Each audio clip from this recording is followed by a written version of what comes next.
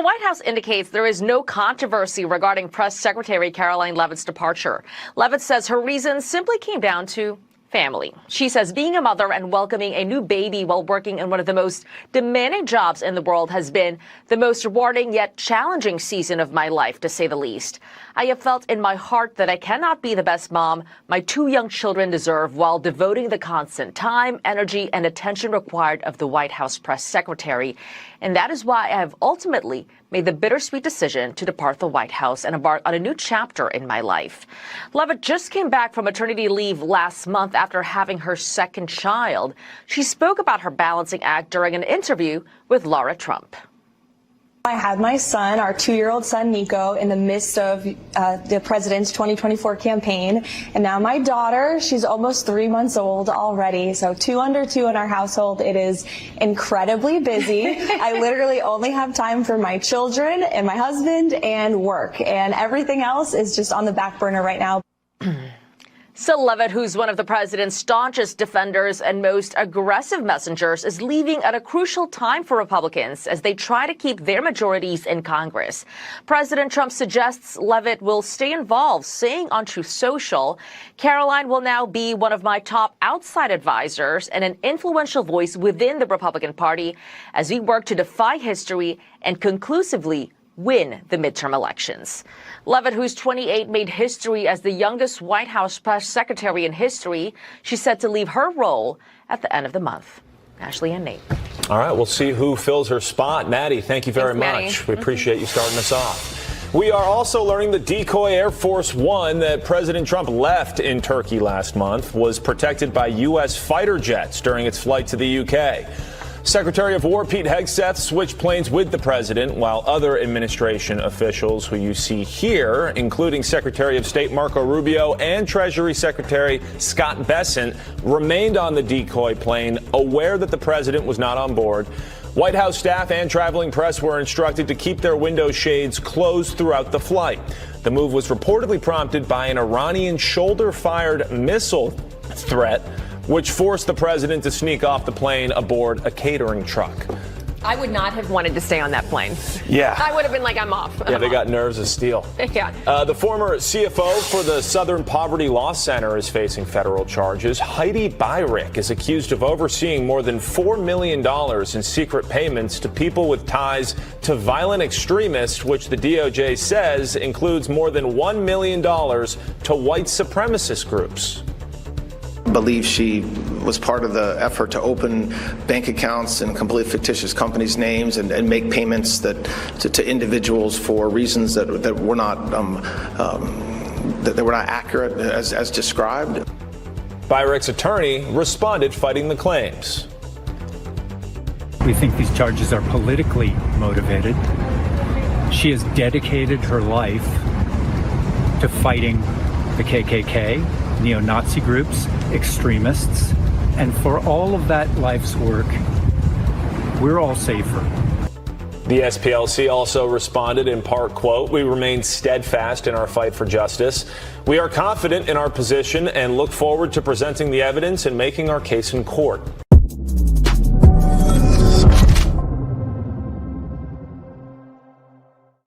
Ladies and gentlemen, we made it to Thursday, August 13th, 2026 today, and we have some hilarity for you on the show. Let us head into one of the last weekends of summer on a light note. Funny. A lot of funny stuff to cover here today. James O'Keefe wears hijab, goes undercover with other undercover journalists in hijabs in Minneapolis. Actually, not the first time that James O'Keefe has exposed voter fraud in Minneapolis, and will be joined on the show by one of the hijabis, Cam Higbee. It was only a matter of time before people realized that that getup, that outfit, the whole head to toe, can't see who I am thing, that was going to come in handy for undercover journalists. It was just a matter of time before they figured that one out. The SPLC, Southern Poverty Law Center, which is actually Northern Affluence False Flag Center, properly named, use their preferred pronouns. The lady who was funding all the KKK and also stay asleeping with the guy. So she liked the guys in the sheets. Then she was in between the sheets with the guys in the sheets. She was sleeping with the people she was funding. It's a matter of fact. She was arrested yesterday. So Muslim, Democrat, voter fraud exposed. Libtard, neo-Nazi funders exposed and arrested. And ladies and gentlemen, this is what I voted for. Representative Tim Burchett on the show, exciting, and Governor Glenn Youngkin, very popular governor of Virginia. Wish he could have run for multiple terms. He'll be joining the program again today. My name is Benny Johnson, and this is The Benny Show. We're calling on Patriots today. It's going to be a stacked show, and it's going to be exciting. What did we have yesterday? Like 5 different guests on the show. This guy's free for all. Sort of getting our legs back underneath them. Knock my microphone over. Getting our legs back underneath us for campaign season here. We're going to have a absolutely stacked schedule, and we're excited about it. One of our partners that will be helping us broadcast at the GOP convention in October in Dallas will be Patriot Mobile. Patriot Mobile has been a longtime partner for us. They go with us everywhere. We talk about them almost every single show because they make the show possible. They make the show possible for us to reach millions of viewers and for us to be able to adapt and react in real time, as we often do on the program, be live at all hours of the evening. And man, that's what we're going to do. We're going to show up during the midterms. We're going to get out and hit the campaign trail. You can go to patriotmobile.com/Benny, call 972-PATRIOT. Use promo code Benny for a free month of service. patriotmobile.com/Benny, call 972-PATRIOT, and the Patriot Mobile phone will be in our back pocket everywhere that we go this critical midterm season. Okay. So speaking of phones, I am of the personal contention that phones and access to the internet has been a huge net negative for the Somali community. Because every single time that one of these illegal and criminal Somalis decides to get on camera and try and make their case that they are enriching or in some way making Minneapolis a better place to live, it doesn't go great. I know this the obvious example, bananas and rice. I'm Somali. I'm proud to be Somali.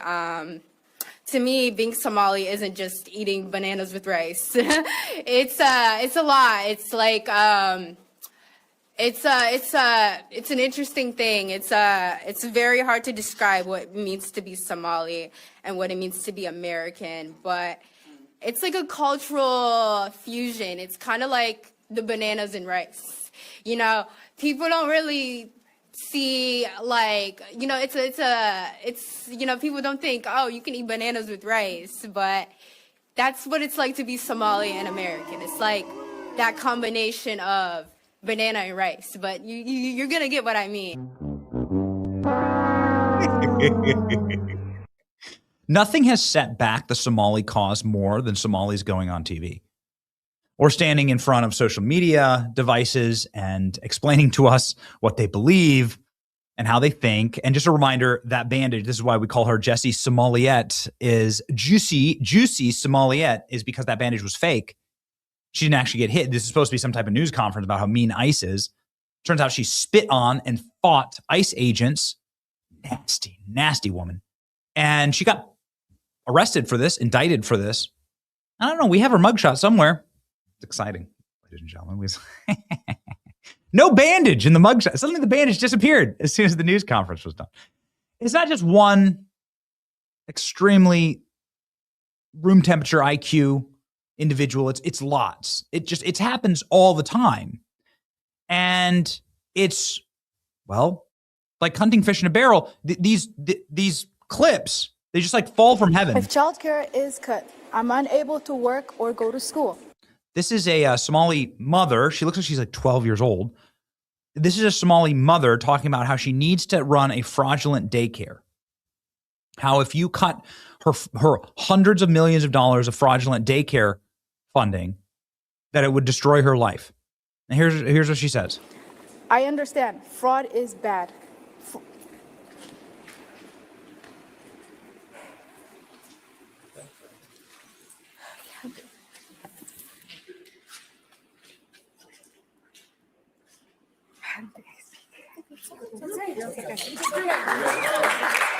look at these SSRI, true crime, libtard, cat moms that stand behind her, left-wing white women that are like, you're so stunning and bright. You could barely get out the words fraud is bad. She said the words fraud is bad and then realized that she would be stricken from her community. She probably won't be able to go to the mosque anymore because the entire community is based on fraud. This is the way of life of the Somali people. And it just happens every single time. Every single time. This dude goes on and cries on national TV again, complete with the doughy, left-wing, sad SSRI, true crime, white lady lib. Here we go.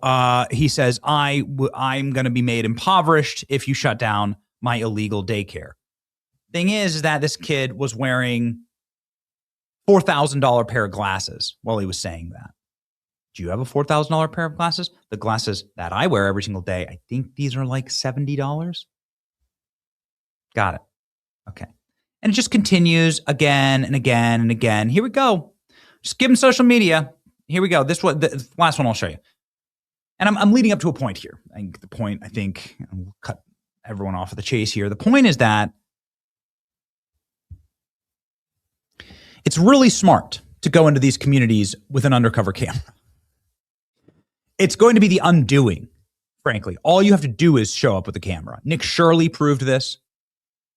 It's so, the reason why is that it's so, their culture is so alien, so foreign, so prima facie fraudulent, so deleterious to the areas that are populated by this fraud and that run off this fraud, both election and fraud against the American taxpayers. They make them the worst places to live in America. And that has just been a failed experiment, right? Like this, like all of this, the whole like multiculturalism, all cultures are equal. Nope, I'm a culturalist. Not all cultures are equal. That doesn't mean that these people are less human than me. I'm a Christian, so I don't agree with that at all. But all cultures are not equal. And it is perfectly okay to say that I don't want to live in Somalia. And I don't want to live in Haiti. And I don't want to live in Gambia. And I don't want to live in various cultures that are utterly antithetical to my belief system, to our way of life, to Western civilization. And I don't want that brought here. Like, for instance, being able to openly call for the assassination of Elon Musk. This is what this Somali TikTok streamer did. Here we go. And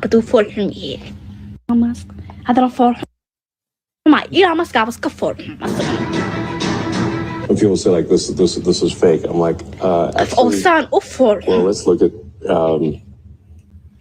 Kan muxuu haystaa lacag bis u haystaa baduu fool xun yahay iska fool xun yahay kan waa duq uu dhim rabaa. I wouldn't worry too much about this one. That albaabkiisa jooga. I wouldn't worry too much about him. He better die. I wouldn't worry too much about him. He about to die. This is what they're saying on social media. This is what they're willing to say on a live stream. This is what they're willing to say in front of in front of the camera. Well, what's actually happening? James O'Keefe showed up with an undercover camera to find out. I mean, you can just walk up to their fake daycares and see some of the most horrifying things. It's literally straight out of a horror video. Question. How do you enroll your children here? You can't do that? No kids? So how can I enroll my children? It says you get public money through Ohio. You get money through the state of Ohio. This is a money that gets. Do you feel enriched? Do you feel enriched? This is why it's absolutely critical what is happening right now. Ilhan Omar saying, we're going to be here regardless of what the president says. He's a racist. He's trying to stop immigration. We're going to be here regardless of what the president says. Fact check. The president has been victorious, actually, on ending temporary protected status for Somali migrants and for dozens of other migrants across the country. And now they're putting ankle monitors on the Haitians in Ohio. A massive victory. Temporary protected status applies to hundreds of thousands of third worlders who were brought here. Nobody has ever explained to us why, but it's temporary. And so we're thrilled that the administration's been doing that. Obviously, the administration's immigration work is probably the brightest shining star. And I wish that it got more attention, because this is something that's, well, changing the country and changing it quickly. Here are the Muslim populations in America. In each state, there are 4.4 million Muslims in America. There's 500,000 of them in California. That's where Hassan Piker broadcast from. There's 470,000 in Illinois. It's a lot for Illinois. It's where Barack Obama lives, right? Just kidding. Barack Obama lives in Martha's Vineyard. And Hawaii, which actually happens to have the least number of self-identified Muslims of any state. Interesting that. New York, 720,000 Muslims live in New York. And they just elected a Muslim mayor for New York City. Okay. What's interesting is if you line this map up, so New York, Illinois, and California, with the states that the most people have fled over the past year, you'll see that it lines up perfectly. New York, Illinois, and California. And why is that? I think in part, it's because people want to live in high trust societies. They want to live in societies that actually reflect America. They don't want to hear the Muslim call to prayer 5 times a day. They don't want to have to shop in halal sections. They don't want to have to be worried when they walk down the street.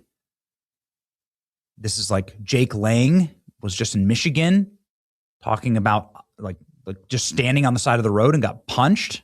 We actually have that tweet. This guy went to prison. Apparently, this is like a guy who was convicted of murdering his wife just goes up and punches him. He's from Iraq. They want to be able to not have secret Sharia law courts and so on and so forth. They want to live in a place that actually reflects the country that we all grew up in. And I think that there is a correlation here, actually. The more a society descends into third world madness, the more a society does not in any way reflect the high trust and homogenous society, there it is, the high trust and homogenous society of our ancestors, that people are like, I'm out. I want to leave. I want to be able to speak the same language as the people who live in my neighborhood.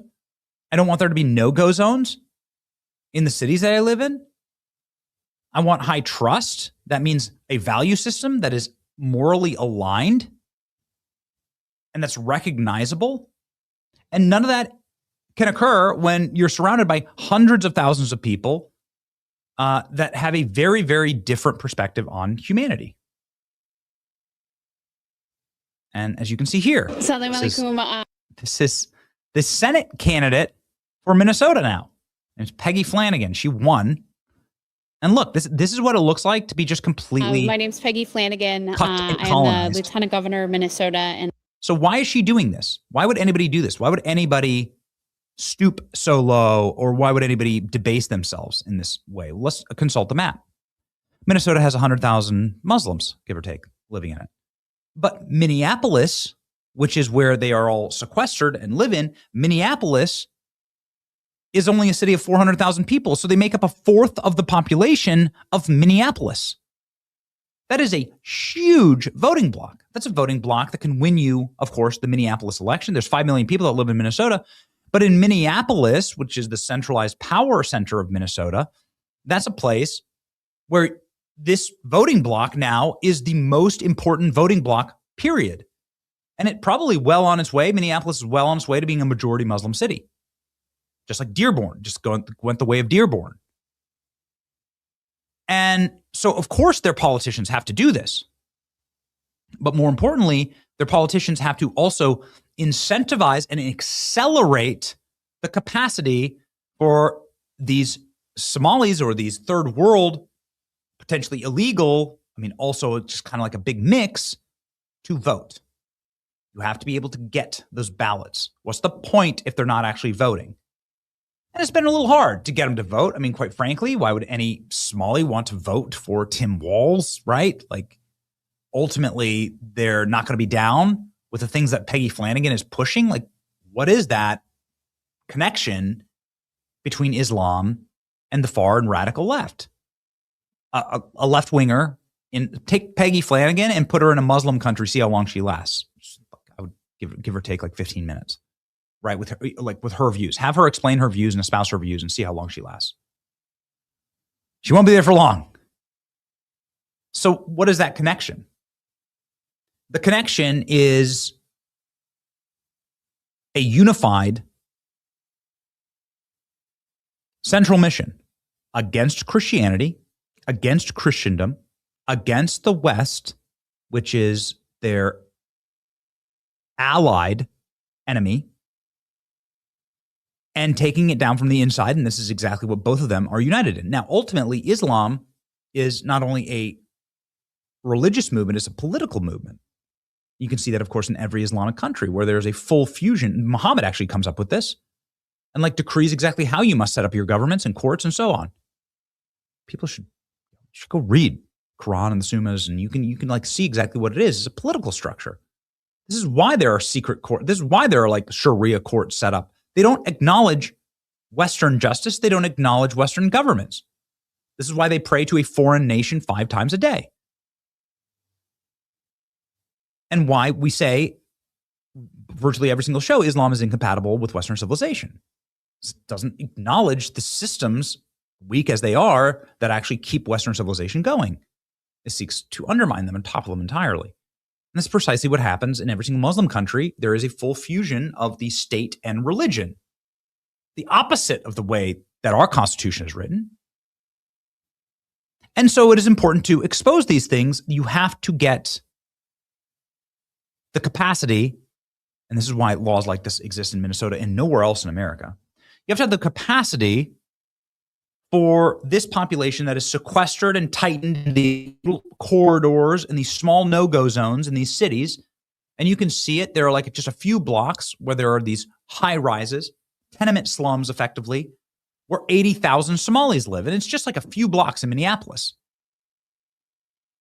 And you can look at the election laws in Minnesota and see exactly why they are written in this way. If you actually reverse engineer it, it makes perfect sense. First registered Minnesota voter can vouch for 8 people who don't have IDs. So you can just bring 8 friends with you and they can all vote as long as you vouch for them. One residential facility employee, meaning you work inside of one of these tenement slums, that have 50,000 units in it, can vouch for unlimited facility residents. You can just say, he lives here, he lives here, he lives here, I know he lives here. This is Minnesota law.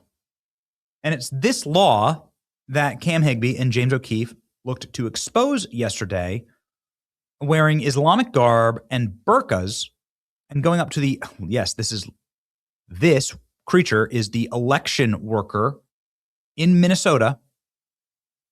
And James O'Keefe and Cam Higbee went to expose how obscenely easy it is to cheat and steal elections in Minneapolis. Let's watch their teaser.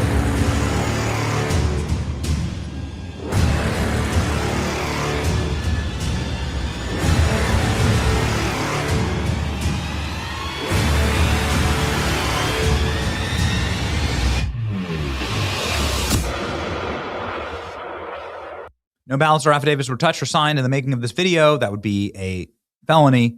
It serves only to expose the vulnerabilities. That mission was accomplished. Yesterday, I went to Minneapolis disguised as a Muslim woman. Poll workers were going to let me vote in other people's names, then vouch for 8 other unregistered foreigners. Video coming soon. Rate my outfit, 1 to 10. Feeling cute, might delete after I prove vulnerabilities in Minnesota's election system. Oh boy, look at this. By the way, this has gone thermonuclear viral, 32,000 reposts, 3.3 million views, 128,000 likes. So Cam will be on the show in just a few minutes and has said, I am going to release everything and you'll see exactly how corrupt the Minnesota elections are. James O'Keefe calling this the Justice League, going to polling locations and showing this. And by the way, James is no sweet summer child here. 5 years ago, James O'Keefe showed the election fraud operations in Minneapolis. They've only gotten worse, but showing how a Somali was collecting ballots for thousands of dollars, voting with those ballots, and doing this as a cottage industry. And bragging about it on his own social media right here. You ain't got money, you gotta have what you gotta have the whole team. Numbers don't lie. Numbers don't lie. Numbers don't lie.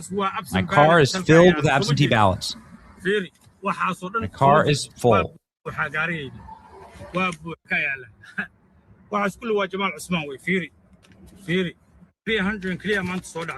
got 300 ballots.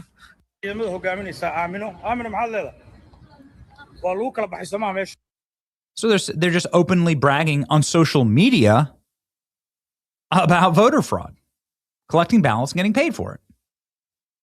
Why this didn't lead to something bigger during 2020, obviously, James has come back for more, and hopefully now with a more locked-in Justice Department, they'll be able to properly crack down on. Look at the election workers in Minneapolis. Look at this. Look at the election workers. What kind of an operation do you think is being run here? It's like extremely easy to commit voter fraud in Minneapolis. All right. We'll see. Cam will be on the show soon. We're coming for you, Minneapolis, says James O'Keefe. Look at that. It's only a matter of time before they used the burqa as an opportunity. It's only a matter of time before the burqa was being used as, oh boy, undercover journalists got a hold of the burqa and realized they could do whatever they want, right? Sweating my ass off in a full burqa today, and I can say with certainty that Muslim women are oppressed. I did it for America. Oh, no. Okay. Mm-hmm. Yesterday, I walked into a polling location, says another one of the independent journalists here, who's been on our program, Anthony Rubin. Polling location in Minneapolis, 2 Muslim men told the poll workers that they were Hamas militants from the Gaza Strip. The poll workers were ready to get them registered to vote as long as I vouched for them. Full video dropping soon. Remember, that's all you have to do. You just have to vouch. You just have to vouch and say, oh yeah, I know these guys, right? These militants from Gaza, these ISIS members, I know them. It's like not even a stretch there because Ilhan Omar used her power to petition the court in order to get a number of ISIS members from her district leniency. Now, for anybody thinking this is just a stunt, remember that James O'Keefe already has scalps. He went to California and exposed the voter fraud in California. That led to DOJ indictments, California woman federally in charge with paying individuals, including homeless people. LA's Skid Row, register to vote. Gavin Newsom claimed credit for this. It had nothing to do with Gavin Newsom. FBI agents descend on Skid Row and massive voter fraud probe. Ladies and gentlemen, James gets results. So we look forward to hearing about what's going to drop on Friday. A lot of other exciting things to chat about. And we have an exciting person to chat about them with. The great Tim Burchett, Congressman Tim Burchett, locked in and ready to join the program right now. Very much looking forward to talking with him about the SPLC story. We'll get into that right now. Let's go.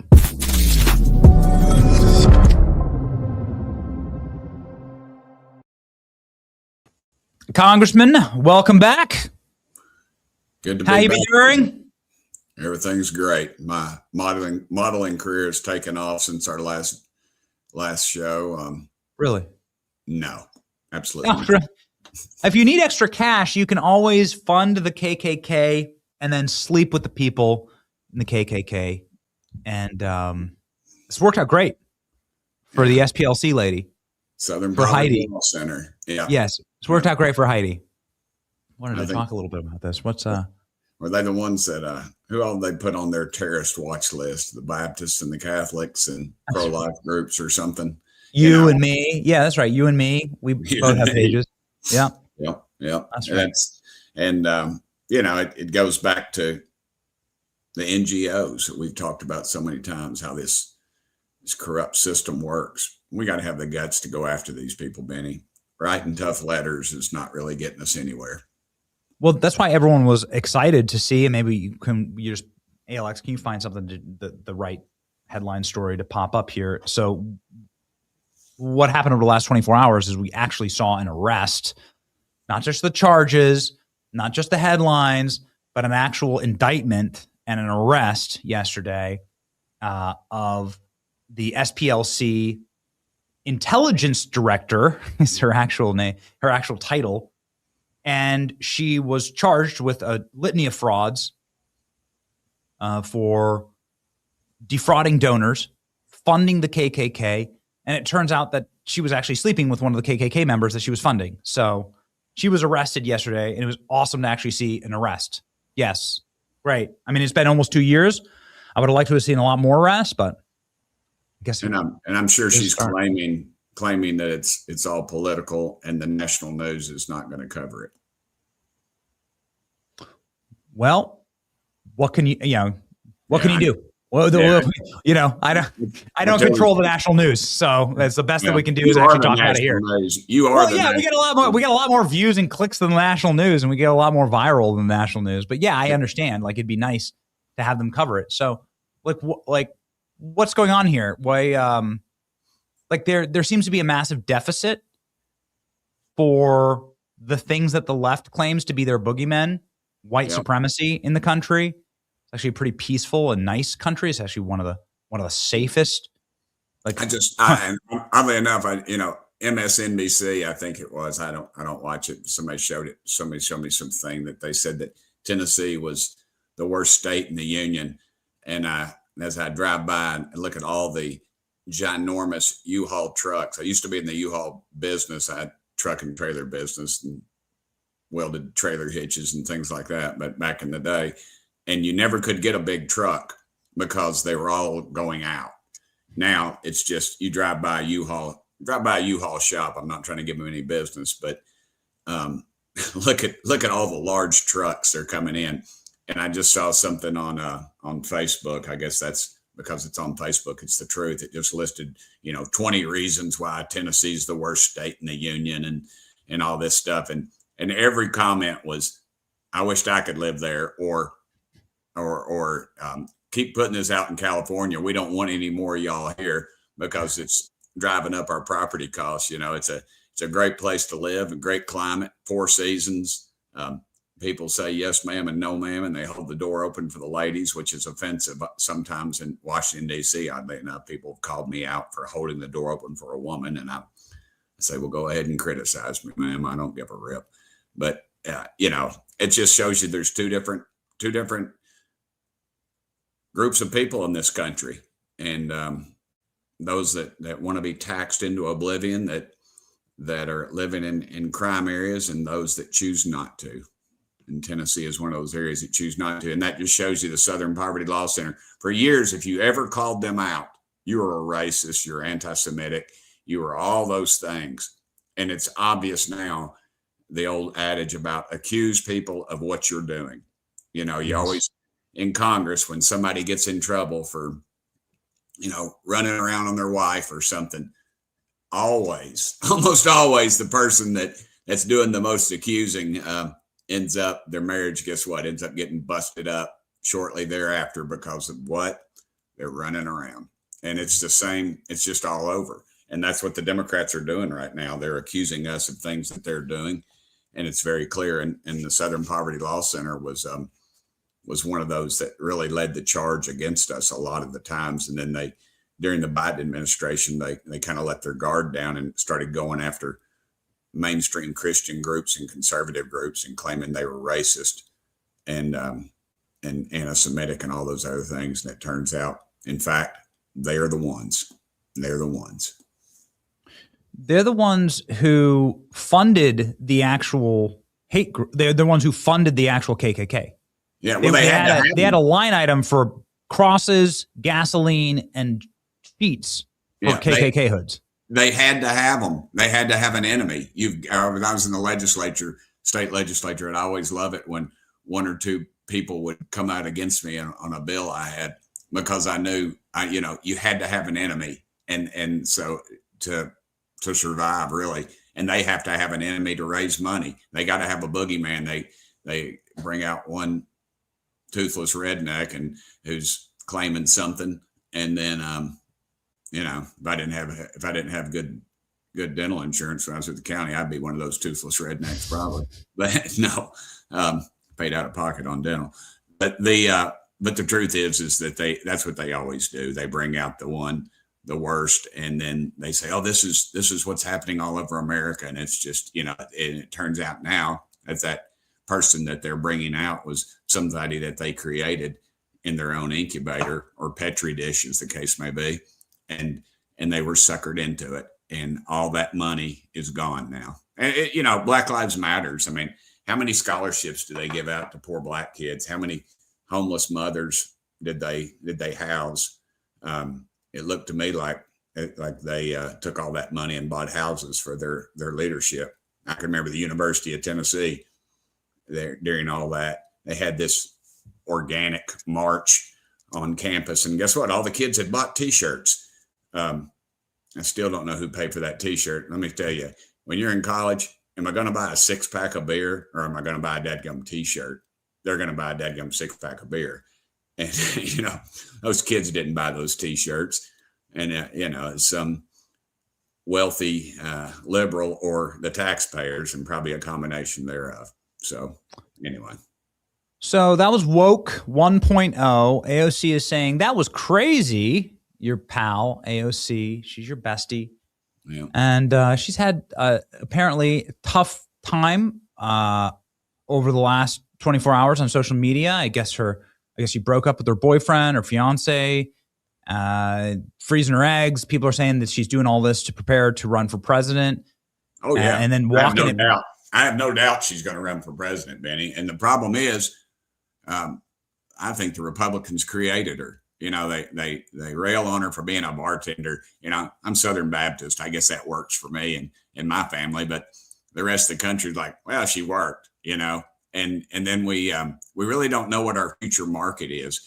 And I'll tell you this: nobody comes down to the House of Representatives and stands in the gallery and yells when Tim Burchett walks in. But when AOC does, I've seen young people wave to her and get all giddy about it.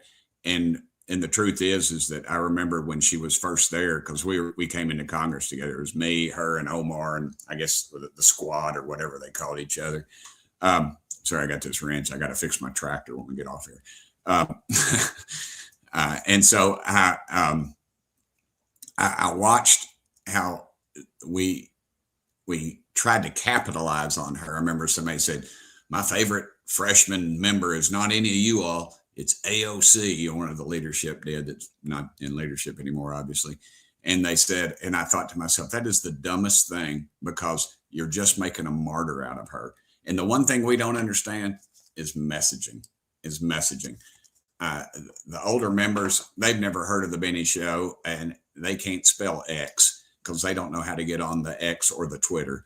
And I've talked to them. If we lose, it's because of our messaging, Benny, because I think under Trump, the big, beautiful bill, it was big and it was beautiful. There's hundreds of things in there that we should be capitalizing on, but we're not. And we're running against people. And I'm sorry, I'm railing. I had a cup of coffee. Don't tell my office I'm not supposed to have coffee because I've got this inner ear issue or something. I don't know. I don't really listen to what they say. But anyway, we're running against people. Somebody in New York is running and will be elected to Congress. Get this. They said that they use the American flag as a napkin. Now, these aren't socialists. These people are Marxist. These are Marxists, Benny. And yet you're going to see everybody talks about these Democrats that are, oh, they're a moderate Democrat. We can work with them. Well, show me one dadgum time they voted against Hakeem Jeffries or Nancy Pelosi. Give me one time. They don't. They vote in lockstep. And yet we allow this narrative that they're all going to vote far left because they do not want the heat. They know that the Marxist wing of their party has taken over, and they're not going to vote. When we vote to seat them, are they going to denounce them? No, they're not going to denounce them. They might say something to their local press or something, how offensive they are. They're going to go right there in lockstep. and they're anti-Semitic, they're anti-America, they're anti-capitalism, and that ought to be enough there just to say this ain't happening. This is not happening, and we've got to really address this. I think we need to come out hard, and don't let them pigeonhole us and say, "Oh, you're a tinfoil hat because you're calling them communists." Well, what are they? What are they? They want to destroy this country. They want to take everything we got. They want to limit people like you with our First Amendment, and to me, that's scary. And we've got to wake up. And we got to get our heads out of our ass, excuse my language, and do something about it. Sorry, I've taken over your show. I apologize. It's the Tim Show. I apologize. I would when you retire from Congress, I would love to to co-host a show with you, Tim Burchett. I think would watch. Absolutely. I think the world needs it, and it would be fun, and we could just rant all day. What grinds my gears? It could be the Peter Griffin Show. There's a show on Family Guy where it's Peter Griffin, and he just sits there and rants all day about what grinds my gears, and we could just call it that and go for it. It'd be internet I'm really gold. down though. I'm down, Benny. Every morning I can hear it in your voice. I can hear it. It's hard to God. keep the energy up right now. It's hard to keep the energy up because there isn't messaging, and I got to tell you, I'm just going to be honest with you. I've never been anything but honest with you. That the messaging to young people has been terrible. You need to be able to, at the very least, speak the language of the dispossessed. You need to speak the language. The socialists are so good at this. Speak the language that actually affects people's lives. People don't know. You can go down to a beach, and there's beaches all over where I live, and you talk to a young person. The beaches are filled with young people, and you go up to them, you put a microphone on their face, and you go, what's an Ayatollah? They don't know. What's Bandar Abbas? What is the Strait of Hormuz? They have no idea. They have no idea. What is that, Drake's new album? They have no clue what any of this stuff is, right? But you ask them the price of gas or the price of groceries, or if they think that they'll ever own a home, or if they have any hope of having a single family home where they can raise their family. And they're down on that. And that's the things that they know. They know that there's no more dollar menu at McDonald's. They do know that the price of a burrito, the price of a Chipotle, because that's what college kids eat, has doubled in their time at school. Since they were getting Chipotles in high school versus today, that's doubled. Yep. And, their paycheck hasn't doubled. Their prospects haven't doubled. Their chances at success haven't doubled. They've been diminished horribly. And so that's real life. And so not being able to message that, not being able to have everything just, and this is just what war does, but it just sucks up all the oxygen in the room. That's been a massive lost opportunity, I think, to actually talk about these issues. And these are the only issues that ever win elections, because it's the only issues that say, I care about you, right? And not some far off country. And 100%. 100%. Sorry for my rant. Sorry for my rant. You're the guest. And I'll tell you one thing that we're forgetting too, Benny, if I could rant a little more, Please. Is that we have, with the young people, we'll say, well, they don't vote. Well, you know what, Benny? We don't give them a reason to vote, like you were saying. And our friend Charlie Kirk, God rest his soul, I know you were really close to him. We were friendly. Talked to him the night we passed the big, beautiful bill. Sometime we ought to talk about that. It's a good story. Please do it right now. What did he tell you? Well, I wish the messaging there had been better. I wish there had been more in there for young people, or maybe there is, but nobody's ever made that case. I think there is, but the problem is it will say, you'll get the old timers who still want me to go, who want me to buy a billboard and go talk to our local newspaper that hate our guts. And we can convince them. I went to this social media thing in Congress, and they said, "Oh, Birchie, you're good at social media. We want you to, and I get there. And of course, they didn't want me to lead it. They just wanted me to listen. And and one of the members started talking about, and he's a friend of mine, but dadgummit, he started talking about, you need to go talk to your newspapers and convince them of your, and I go, what are you talking about? Newspapers? These people hate our guts. So why don't I go get an 8-track tape player and break out my Merle Haggard? I love my Merle Haggard, but I can listen to him on a CD. Matter of fact, I bought a CD. I got a good deal on a CD before I ever owned a CD player. And I bought my mama a CD player for Christmas. That ought to be a country music song right there. No, look, and I'll give you the Charlie Kirk example. He came to the University of Tennessee, and granted, there's a heck of a lot of liberals at that school, but there's a lot of good conservatives that work there too. and they're tamped down because of the rhetoric. And he had one of his largest crowds ever, thousands of kids hungry for that message, and we got to give it to him. We got to give it to him. And I'm afraid we don't have the next Charlie Kirk out there. I was kind of hoping, well, I won't say, but anyway, I'm worried about that because they're the ones that are coming up. They'll be the new voters. And in 3 or 4 years, they're going to be the ones that are swelling they're going to be in the workforce and doing exactly what you're saying. Crap, gasoline's so high, I can't get a dadgum taco. I can't raise a family. I got to rent. I got to live in my parents' basement, and I got to blame somebody. And the Democrats, in every dadgum time, they use the economic situation to turn against. They'll turn it against capitalism. Like, it's not fair. We want equality. And listen, Knoxville, Tennessee. I was county mayor here 2 terms ago. My buddy Glenn Jacobs has done a great job. Not raised taxes. I didn't raise taxes. We both paid down debt. A wonderful lady named Betsy Henderson won with like 5,000 votes. She ran against a guy who marched with Maduro 5 years ago, and there's a picture of him with a hammer and sickle on his shirt. He came within 5,000 votes in Tennessee, dude, of becoming the mayor of the county. And, this is not happening by accident. The other side, AOC, did not happen by accident. Omar did not happen by accident. My theory, and I can have a theory, I think, without being sued. You've got some of these billionaires, whether it's Soros or some other liberal that hates America but will run it into the ground and profit from it. They put a lot of money into these things, and they drop these candidates in all over the country. And guess what? When they ran Omar and AOC on their scale, they hit gold, and a few of the others of the squad, and they were backed by somebody, and they had somebody in there. They all had this little group together, and they were funded. And then we better wake up, Benny, because it is coming. It is in Tennessee. If it's in Tennessee, dadgummit, it is everywhere. We are not paying attention to these local races because that is the breeding ground for this thing. And all they do is turn it against the big boys. They live in this fat house. They're billionaires. But you know what? Freaking Elon Musk.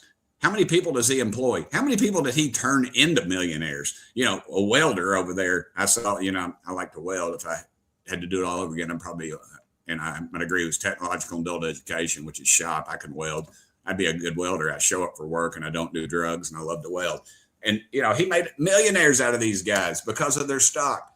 And they run this guy down. They run him down. It's not like he puts his dadgum money in a pillowcase. That guy rolls the dice every dadgum day. If you'd have told me, would you invest in a business that puts tunnels under your city and runs these crazy cars under? And I say, are you crazy? I'm not going to do that. That's the craziest thing I've ever heard. When people are clamoring for that stuff. Man, this guy, he hits it out of the park every time, and that's who they run down.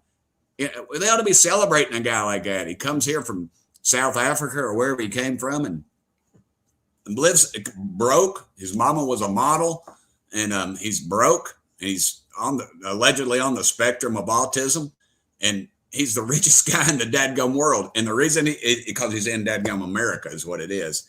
And we ought to be celebrating stuff like that. And yet that's who we run down.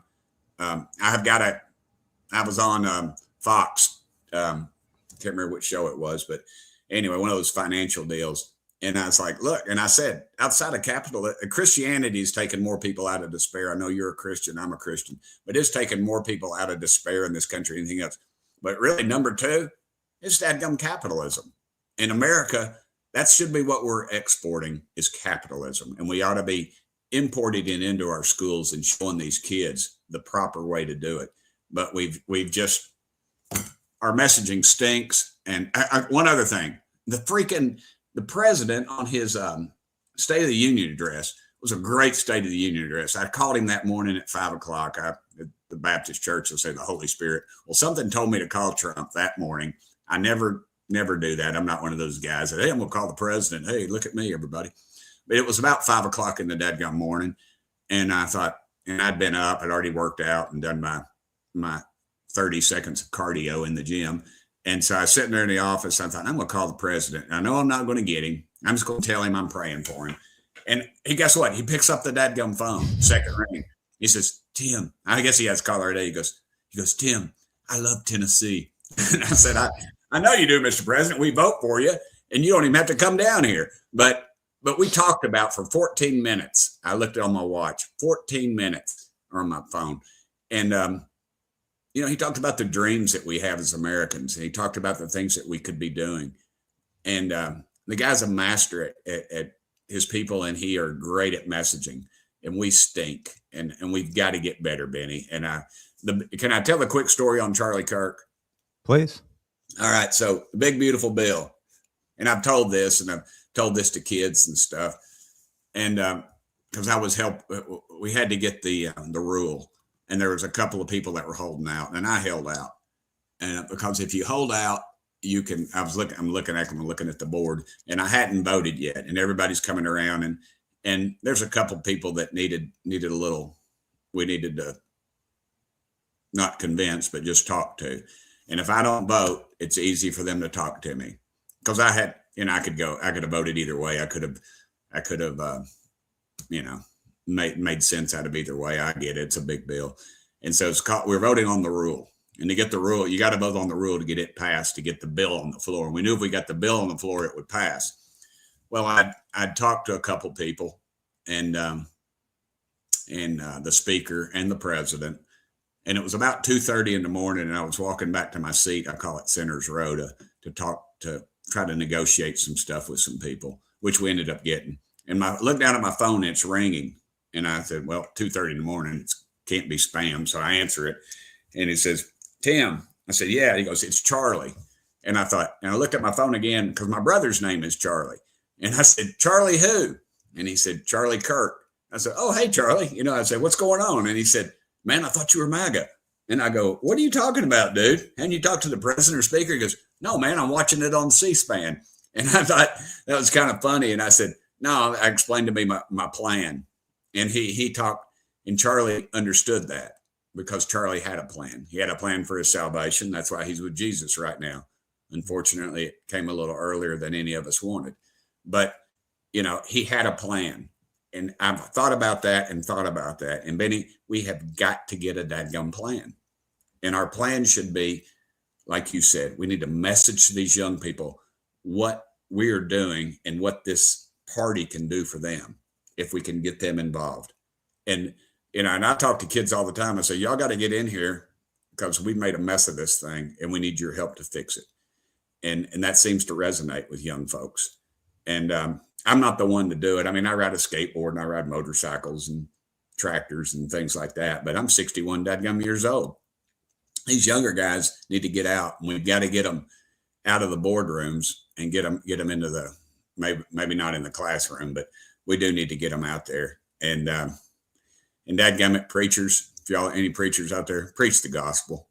There's nothing in this country that couldn't be solved if the preachers would just preach the gospel of Jesus. And we're so afraid of offending somebody that, guess what? We've left the good folks behind a lot of the times. And I'm sorry I ranted a little bit, Benny. I know it's not what you want to talk about, but anyway, I apologize.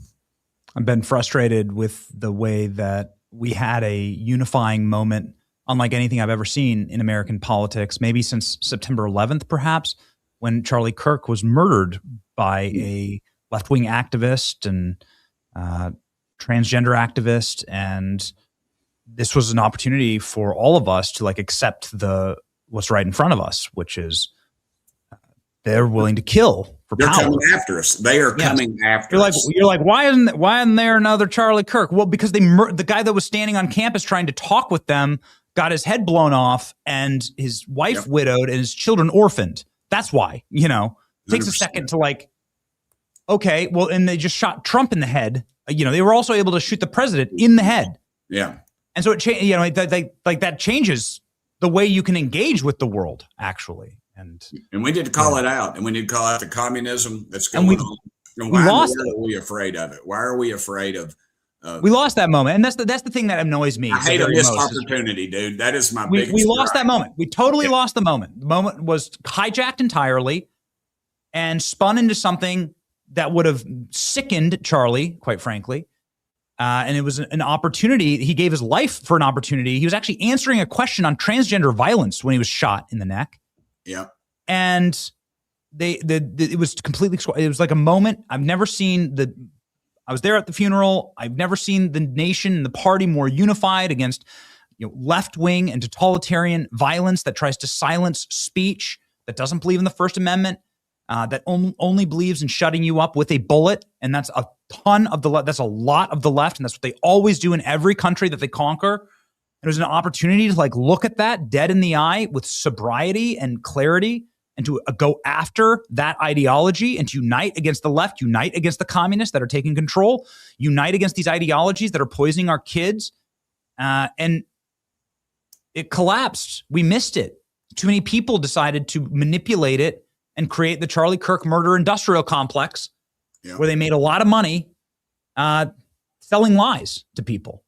And shattered that moment. I just want to know maybe your parting thoughts on this. You're a man of clarity and a man of conviction. 100%. They took full advantage of that opportunity. They and we fumbled once again. I think too many times I kept thinking there and that we're all comfortable.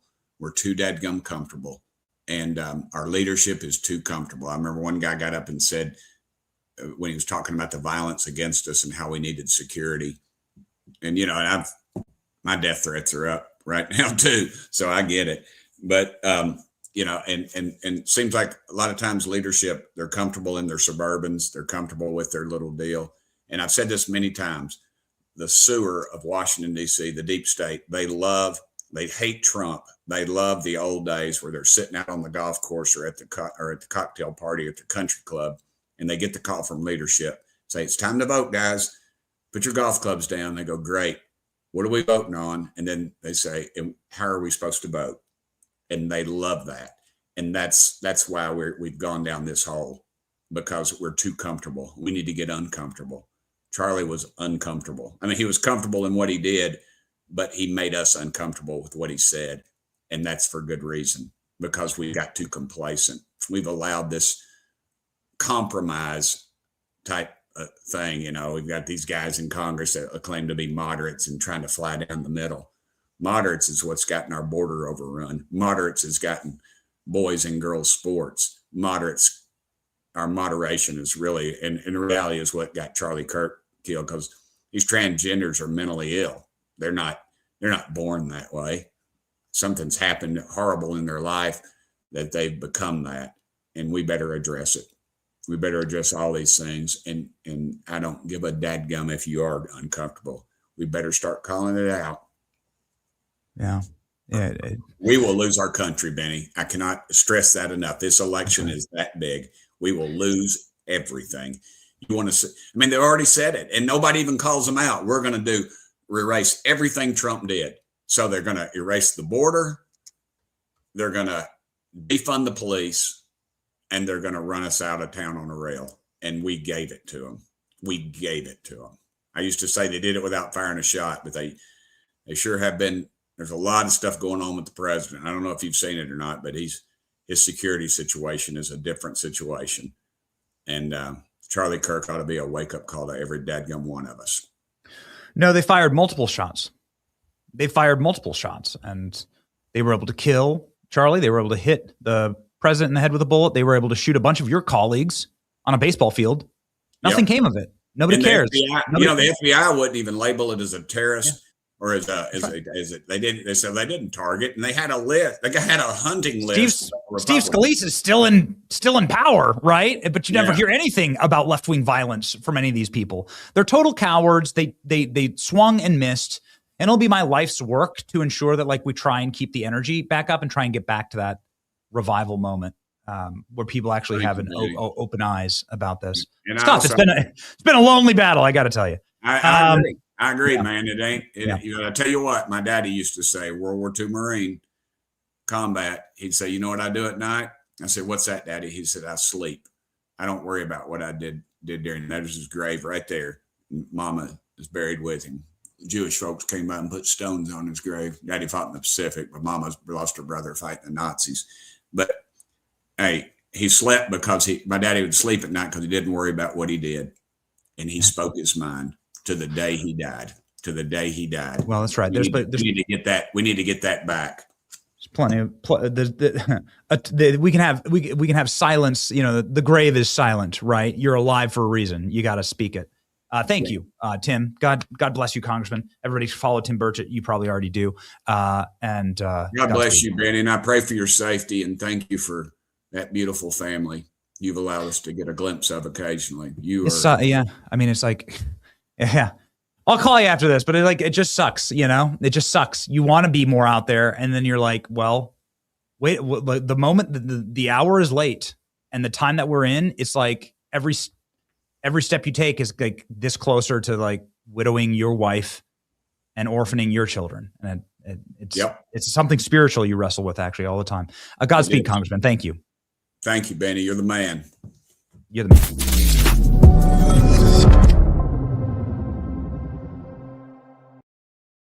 Very patient and very popular, as far as I can read the polls, the most popular politician in America when he left office was Glenn Youngkin in Virginia. And he just left office like yesterday. It hasn't been a long time. And how did he do that? Because Virginia was immediately handed over to, I don't know exactly what Abigail Spamberger is, like CIA-run communist. I'm not sure. She's supposed to be a moderate, but that's not what's happened. Glenn Youngkin joins us live right now to unpack all this.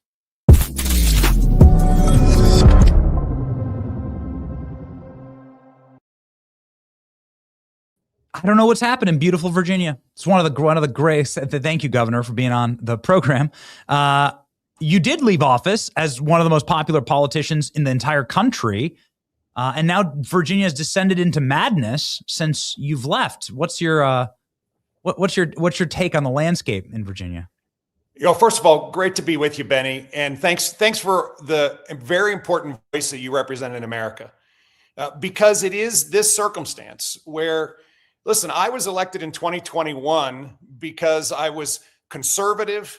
I brought common sense to the Commonwealth of Virginia that needed to be fixed. And we went to work right out of the box. I mean, literally, I signed executive orders on day one to get critical race theory out of schools, to get masks off kids, to open up the workforce, to allow people to go back to church, to do all the things that we needed to do in order to get Virginia going. And Virginians liked it. A lot of people who didn't vote for me liked it, because at the end of the day, opening up prosperity and freedom is what America is all about. And that's what we hired as public servants to do. And then in 2025, a Democratic candidate paraded around as a moderate. And I think it'll go down in history as one of the greatest political bait and switches ever. And on day one, she went to work to undo all of the things that Virginians liked. I mean, literally, the first thing she did was reverse my executive order to collaborate with the federal government to go arrest thousands and thousands and thousands of really, really bad people and get them out of our country. And lo and behold, after she initiated a redistricting effort that she said she wouldn't do, she raised taxes. She all of a sudden piled huge regulations on businesses. She put Virginia back in the Green New Scam, which is the greenhouse gas initiative that they're trying to put on people, which is just a carbon tax. You find today that she has the lowest approval rating of any Virginia governor in modern history. And so the bottom line is that there's no such thing as a moderate Democrat today. And number two is they will say anything to get elected. And this is one of my big warnings right now as we head into this most important midterm, is there are a lot of left liberal socialists who are going to pretend that they're moderate. But at the end of the day, they're not. And they are going to try to convince the middle voters in America that they can be trusted. And right now, this is going to be a series of elections around the country that's simply going to be common sense against crazy. And voters have to understand that there are no moderate Democrats today in America. They will tack left, they will bend the knee, and they will actually lift up this crazy mantra of defunding police and defunding the military and opening our border. And this is what we have to stand up as Americans to make sure that we understand what candidates are really all about and that we back common sense and not crazy. That Virginia gerrymander, I've never seen anything like it. You know, I grew up in the Midwest and everyone was aware of what the Illinois congressional maps look like. This is like somehow worse.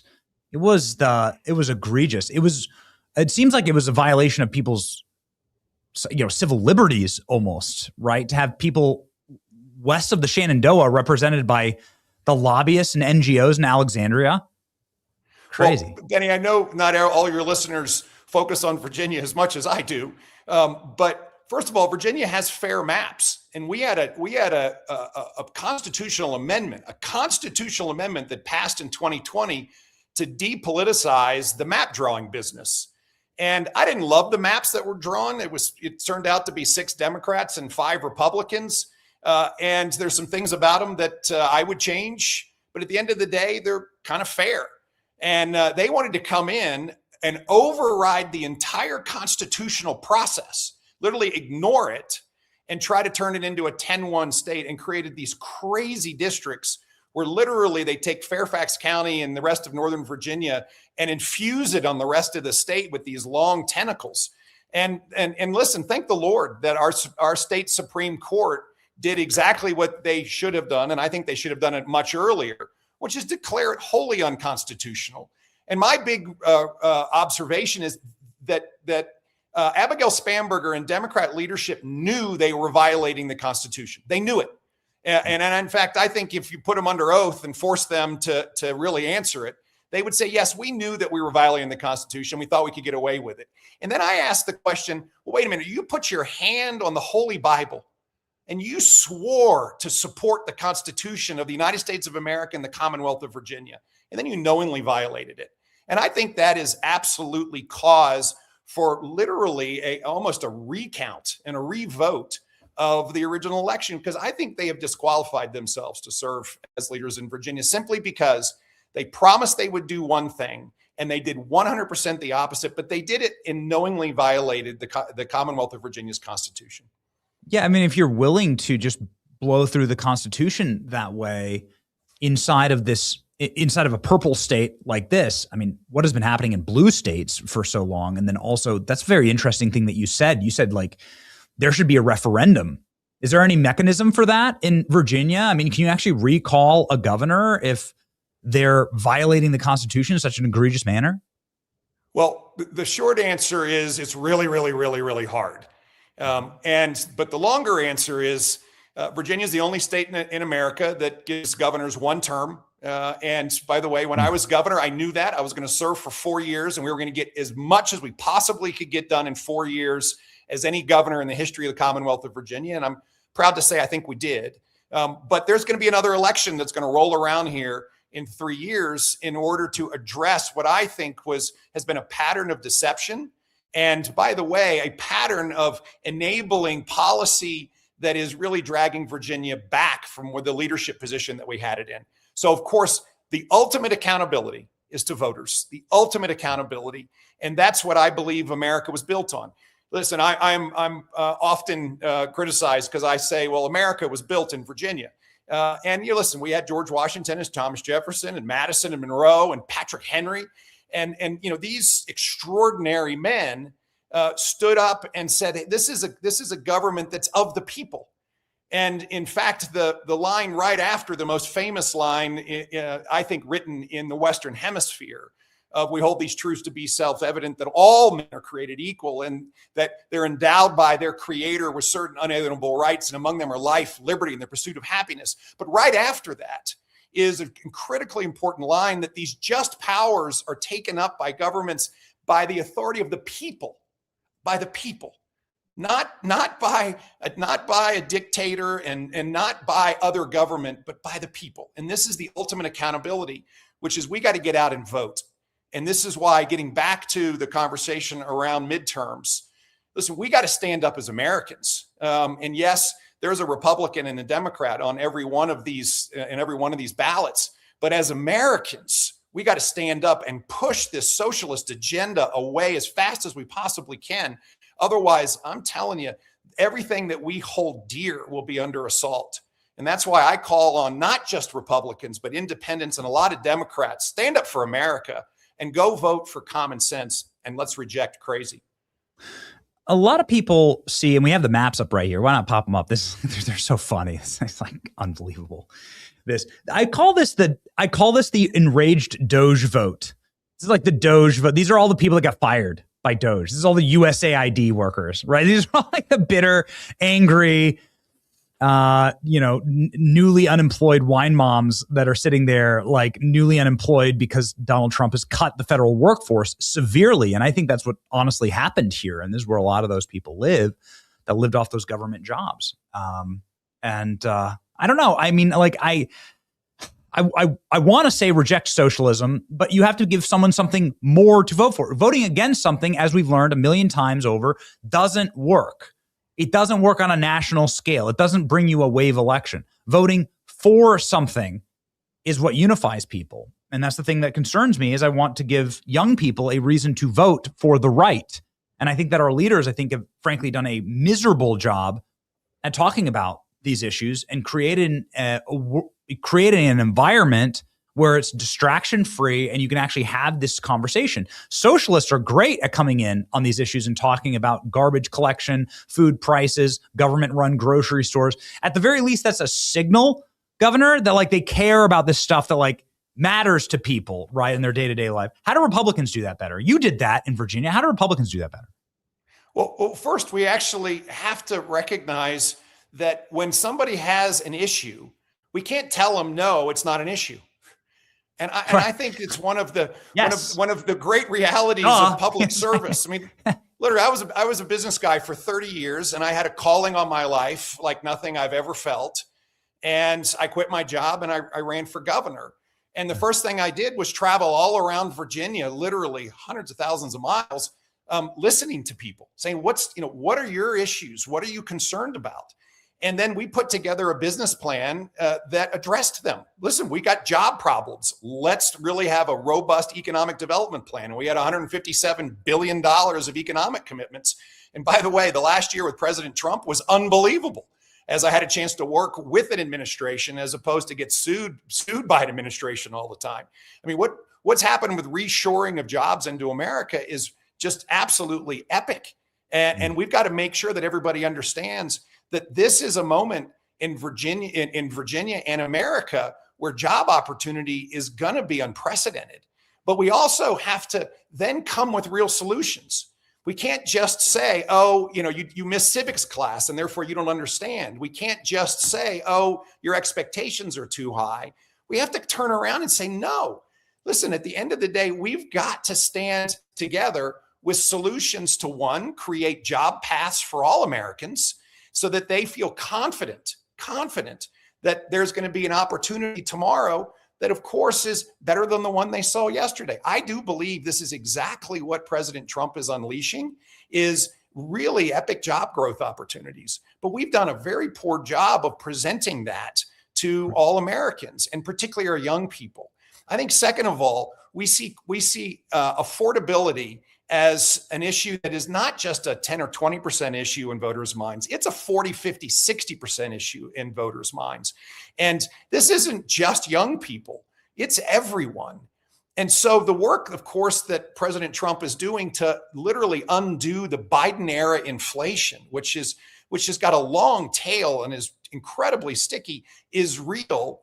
And yet we know that what's happening in Iran, which, by the way, I think needs to happen. We have got to defeat this 50-year mortal enemy who's been trying to kill Americans for 50 years. But we got to get this done. And I think he's doing everything to get it done. But gas prices really are a problem right now in America. We just need to acknowledge it. They're up. When the Iran situation is settled, they will come back down. But inflation is a real challenge. Listen, buying a home is a big chunk of the American dream, and home ownership has been pressed out in our young people's capabilities, where the average age to buy a home decades ago was in your 20s, and now it's nearly 40. So we got to get on this. And by the way, I was just up with Tom Tiffany in Wisconsin earlier, I guess earlier this week on Monday. And Tom Tiffany is rolling out a housing program to bring down costs so that homes are more affordable. We did it in Virginia. We streamlined regulations. We took $25,000 out of the cost to build a home by getting rid of stupid regs, and we accelerated the permitting process so that the timeline to get a house built is much less, and that takes costs out. But there's still so much work to do here. So I guess, Benny, your point is square on, which is rather than us try to pretend these aren't issues or tell people that it'll get better, we've got to go forward with real plans to address these issues. Because otherwise, what we're going to see out of the far left are crazy plans. I mean, listen, universal basic income is just an anathema to America. This is a country that really does provide unlimited opportunity. We just have to make sure that everyone feels confident that they have a chance to pursue it. And if I can, Benny, this is why I've been so focused on education. This is why unlocking educational opportunities for all American kids and their families is so important. And we launched last week Empower America's Parents for this reason. We launched it so that we can go put pressure on Democratic governors who have not opted in to the Working Families Tax Cut Act's education freedom tax credits. I mean, these things, this is universal school choice at its nearest form across this country. And it allows parents to access scholarships that not only provide tuition support to go to a private school if they don't like their public school, but if they're in public school, they can access scholarships for incremental tutoring, for transportation support. And if you have a kid with developmental disabilities, you can get added services through these scholarships. And the crazy thing, Benny, is that we have 30 states that have opted in. We have 20 states that have not. And of the 20 states that have not opted in, there's one basic characteristic. They all have Democratic governors. And these Democratic governors are being literally puppeted by the teachers' unions. And they need to get over this. I mean, in Pennsylvania, Josh Shapiro hasn't opted in. It's an 82% issue with Democrats. They want him to opt in. In California, Gavin Newsom hasn't opted in. It's a 78% issue with Democrats in California opt in. I mean, the bottom line is these issues are ones that bring people together, address affordability, unlock opportunity. And yet we have all of these Democrat governors playing politics with kids' lives in their states as opposed to opening up opportunity. That's why we are shining a bright light on this issue. And I'm asking folks to stand up all across these states that have governors that have not opted in and call your governor and tell him to opt in. Call Josh Shapiro and say opt in. Call Wes Moore in Maryland and say opt in. Call Gavin Newsom and say opt in.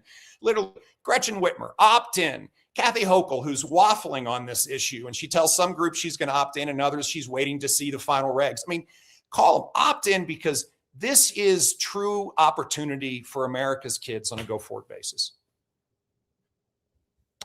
Whenever I have a successful politician who has decided to sink their teeth into something other than private equity, right? Like, you're not on an island somewhere. You could be, right? And you're not in St. Topaz. You're here and you're fighting and you're hitting the campaign trail. It always begs the question, are you going to run for governor of Virginia again? You totally are constitutionally able to do that, right? Yeah, I have to say that my ambition is not about running again at all.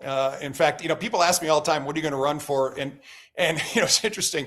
I was just with Jerry Baker on a stage, and I was with a Democrat who was clearly running for president. And he said, so we're going to see you guys on debate stages. They all are. Yeah, they all are. They all are. And I looked at Jerry and he expected some long-winded answer out of me. And I just said, nope. I said, Jerry, I'm working on issues that I think today can literally make people's lives better. I want us to elect good candidates who will bring common sense policies. And the bottom line is, this is our moment where we all have to find our 1776 moment. Listen, we had 56 founders that signed that Declaration of Independence literally under the penalty of death. They literally became outlaws. And the penalty of death is to be hanged and drawn and quartered. Now, let me just tell you, being drawn and quartered would suck. And so, we've got to get serious about the fact that in order to carry our nation forward, we've got to put our nation's interest at the forefront, and we got to go to work. And that's why Empowering America's Parents, I believe, is a way to push forward a great policy issue that was part of an incredibly important bill that President Trump and our House leaders and our Senate leaders, I was just with Mike Johnson earlier this week, they did yeoman's work to get this most important piece of legislation passed.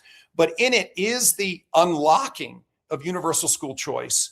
And this is something here and now, and governors have to sign up now. And that's why we've got to work on things that make a difference today. And that's why I'm asking everybody, find your 1776 moment and go to work for America. It's funny. I was like bitching with Tim Burchett that no Republican has any ability to message what's in the big, beautiful bill. And you just did. So that's nice. It's like, that's great. That is like an answer to a prayer, because it's like they should have put you in charge of actually like ringing the bell on this thing, going around the country and explaining what's inside of it. The problem with passing a bill this massive is that everybody maybe gets a piece of what they want, and then nobody really gets the message, and nobody went and sold it. And I hope that we do a lot more of that. You're great at it. Thank you, Governor, for being on. Everybody follow Glenn Youngkin right here. Here's his social media, his X, and he has got hundreds of thousands of subscribers here. Yeah, please. Virginia's too beautiful to go to the left. Please, Governor, I beg of you. Like, please. I'm tired of watching Virginia history get melted down in a furnace, right, and turned into whatever they're turning it into. Like, please run again. I have too many friends that live in Virginia.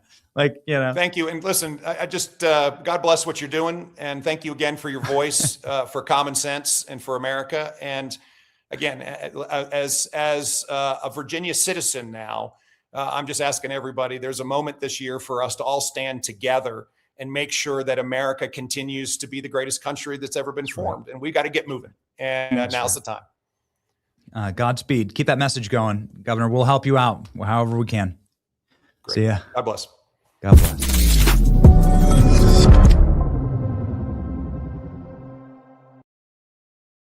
You know how these things just roll one into the other. Oftentimes the guests just like kind of beautifully flow, and you have a problem with one guest, the problem is fixed with the next. And we have an incredible guest who's been very patient, Patience of Job's Cam Higbee, who I have no idea if he's going to be joining us in a burqa or not. I know that he probably has been sleeping extremely well, because he is somebody who has gone extremely viral just in his tease that we played at the top of the show for wearing that burqa in order to go and expose voter fraud in Minneapolis. You need to sleep well. A partner of this program is Helix Sleep. You must sleep well. It's like literally the most important thing for your health. I want to eat this, or I want to like get to the gym. Yes, important. Like the fuel for all of it is what kind of sleep do you get? If you're not getting good, righteous, routine, deep sleep, everything else will suffer. I certainly have felt that. That's why we sleep on a Helix Sleep mattress. That's why our children actually sleep on Helix Sleep mattresses. They are high quality, durable, and tailored for exactly your good night sleep cycle. I sleep very, very hot. These are cool mattresses. It's very hot here in Florida right now. It's crazy. There's 20 different models. You can find the perfect model for you. Helix Sleep has free shipping, seamless delivery, 120-night sleep trial, and a lifetime limited warranty. Happy Helix guarantee means you can rest easy knowing that you'll have seamless returns or exchanges if you need that, but a risk-free, customer-first service experience designed to ensure you are completely satisfied. Go to helixsleep.com/Benny for 20% off site-wide. That's helixsleep.com/Benny, 20% off site-wide. Okay, ladies and gentlemen.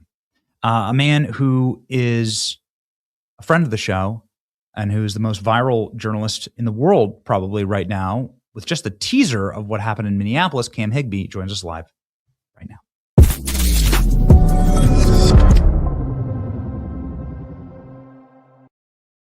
Cam, I'm very sorry for the delay here. Tim Burchett is a legend, but also was late and also talked for a long time. And so I'm sorry. I hate wasting people's time. So thank you for being patient with us today. I love your teaser. If we could pop that up. His son, 4 million views, 36,000 likes, and 100,000, 36,000 reposts, 100,000 likes. And this is just like a couple seconds of what happened in Minneapolis. Can you please lay out the groundwork of what happened? What did you discover? What's going on in Minnesota? Unfortunately, we can't hear Cam. I'm sorry. We're going to have the producer pop him into the green room and we'll work on this. Oh, can I hear you, Cam? No. I just heard his mic click on. There you go. Yep. Can you hear me? There you go. Yep. Got you now. Okay. So I don't know what you did, but you got you now. Yep. All set. So, loud and clear. The floor is yours. Minnesota does not require ID to vote. Additionally, Minnesota has a law that says if you go to vote, you walk into the polling station, you can bring 8 additional people who are not registered to vote, and you can vouch for them. When you vouch for them, they register to vote on the spot, and then they vote. So the law is very vague. We ran into some polling stations. None of them required ID from me. But I tried to vouch for, I said, I have 8 other people in the car, and they were not going to. Some places required ID for those 8 additional people. Some didn't. But we have several where, we walk in, they're like, no ID from anybody. So I would walk into the polling station with this on, pretending to be a Muslim woman. And I would say, I'm here to vote. This is the name, and it's the name of an actual registered voter. The intention here is not to actually vote. It's not to touch a ballot. It's not to sign an affidavit. It's just to expose the vulnerabilities. And so I would ask, do we need ID? Do we need ID? I'm talking just like this, pretending to be a woman, and they're buying it. The name we're using is the name of a female person. One of them was Genevieve, and they were fully prepared to allow me to vote without an ID. And then they were going to allow me to bring 8 other people, and they wouldn't have to use an ID either. And they would all vote same day on the spot. Now, the terrible part about this is, let's say somebody actually wanted to do this. Our intention obviously was never to actually vote. Let's say somebody's intention was to actually vote. Well, that poor person whose name got used, they're going to show up to the polling station, and the pollsters are going to say, sorry, you already came in to vote. We can't allow you to vote twice, but that person never actually came in to vote. All you need is a name and an address or date of birth. Date of birth and address are interchangeable. They're going to ask one or the other most times. I had several where they didn't ask me any of those things. They just asked me for my name. So all you need is those 2 pieces of information, those 3 pieces of information, and you're good to vote. So your neighbor, if you know what year he was born, if you know what month he was born, if you know where he lives, his address is your neighbor. You probably know where he lives. And you know his name, he's your neighbor, you probably know his name. And if he tells you, hey, I'm not going to go vote today, you can go vote in his name. You have all the information required in Minnesota. Also, if you're wearing a hijab, how do they know who these people are? How would you ever check? I kind of highlighted. Even if you have an ID, even if you're like, this is who I am, how would anyone ever know, in fact, that that's who you are? Couldn't. I mean, I think it should be fully illegal to wear a face covering to a polling station to vote. Because as you point out, even with an ID, there's literally no way to verify that person's identification. But Minnesota doesn't actually care about verifying your ID in the first place. They weren't going to verify my ID at any step. They weren't going to, not even a utility bill. Literally nothing that would prove that I am the name that we had. Nothing to verify that I'm that person. And they were fully prepared to allow me to vote. So you could just get 8 buddies and put them in hijabs, get in a van, and just drive around Minnesota and Minneapolis, and you could vote at every single polling station you go to by vouching for them. Is that correct? Yeah. I mean, just the same 8 people in hijabs. I mean, how is anybody ever going to check who they are? I mean, I had at least 6 different opportunities to fraudulently vote in somebody else's name, and also have 8 other people fraudulently vote. And you could just go to each polling station all around this. As long as you've got names and addresses, you're totally good. You can vote as many times as you want. That's the problem with this lack of voter ID. So this is like the infinite. So get a hijab, get a minivan, get 8 friends or 8 homeless people, bribe them with cigarettes, doesn't matter. Get them, into the van, and you can just go. You can get infinity. This is the infinity voter glitch. Yeah, exactly. Yeah, you can just It's the infinity glitch. Yeah, it's absurd. It's obscene. Actually, it seems like the rules have to have been written with fraud in mind. Is that your contention? Like that's the way that it seems to me. To be fraudulent. I've just never seen anything like this. I was a little bit nervous at first when I was walking into the polling stations. Like, this is a nerve-wracking thing, and I walk in and I was just shocked by they ate it up. Nobody questioned it. They see the first person. I walk into the first polling station, and there's a woman at a desk, white liberal woman sitting at a desk, and I'm walking up the stairs. Hello, thank you so much for joining us at our poll.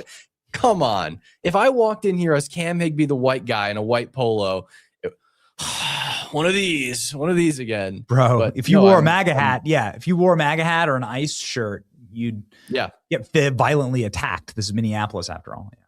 Exactly. We ran the numbers, and there's 100,000 Muslims that live in 114,000 Muslims that live in Minneapolis. Minneapolis has a population of 400,000 people, so that's like a fourth of the city.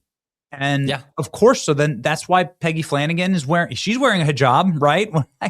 I don't know. She's doing campaign events, right? And the mayor is there with the meme, right? Eating the Somali food. They have you have no choice now. You've been demographically replaced. It's just a matter of time before it's a fully Muslim majority city with a Muslim mayor and Sharia courts, right? 100%. Islam is a political, military, and religious ideology. The goal is literally to create laws.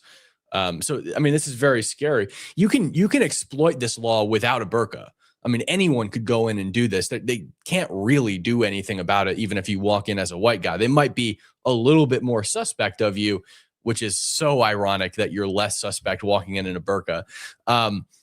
But anybody can do this. But I think it does highlight how crazy this issue is, that the least amount of looks and suspicion were given because I was head to toe in black wearing a burqa.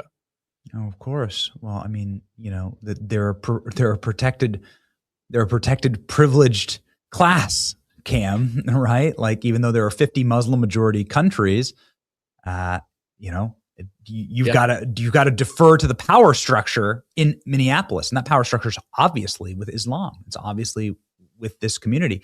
I find it very interesting. What was also highlighted, and we were looking through the laws in preparation for this interview. Apparently, if you work in a residential building, you can vouch for unlimited people. Did you find that as well? So there's no limitation on the number of people. You could just have an unlimited clown car of people, and you could say that they live in your building. Yep. And also, so that one, I believe it's specifically they live in the building that you work in. With the vouching, you don't even they don't even have to live with you. It's just they live in the precinct. You're just basically saying, yep, this person lives in the precinct. But this one where if you work in the building, you can vouch for an unlimited number of people. I already think that 8 is just, 1 is too many, right? But 8 people, imagine if your husband and your wife, two husband and wife walk in together cumulatively, they can vouch for 16 randoms. That is just, and it just exponentially increases with each person. And then if you work in a building, apparently you can just vouch for unlimited amount of people. Somebody has to constitutional. There's no way this is constitutional, right? It has to be challenged.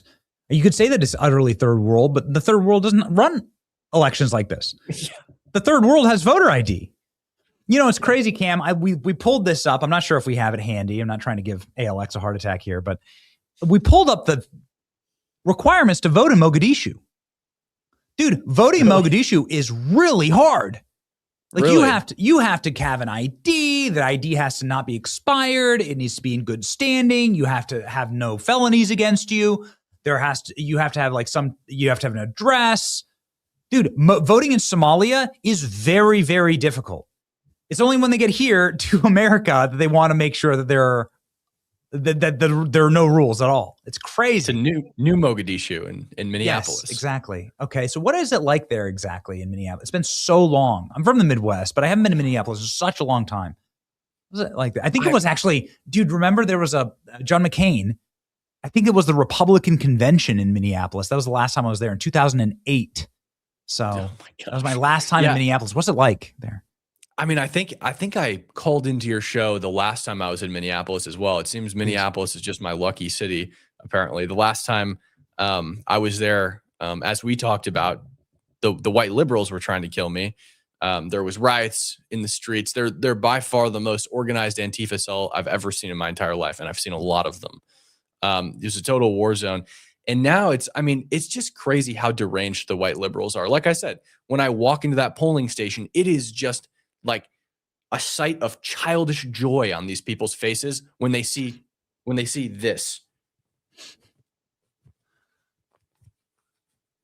They see this and they're just in a state of utter joy. No skepticism, no suspicion, just utter joy. And by the way, I'm walking in here using the name of a woman with giant man paws and a man's voice. And I'm 6'1". And you could be trans, dude. You could be trans. Imagine like the trans hijab wearing WNBA player.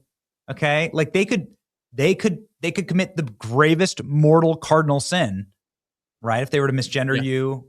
Yeah. So, and even you're using their worldview against them. It's genius. Exactly. It's genius. That's why the burqa angle was so good. Because like I said, you can use this law as anyone.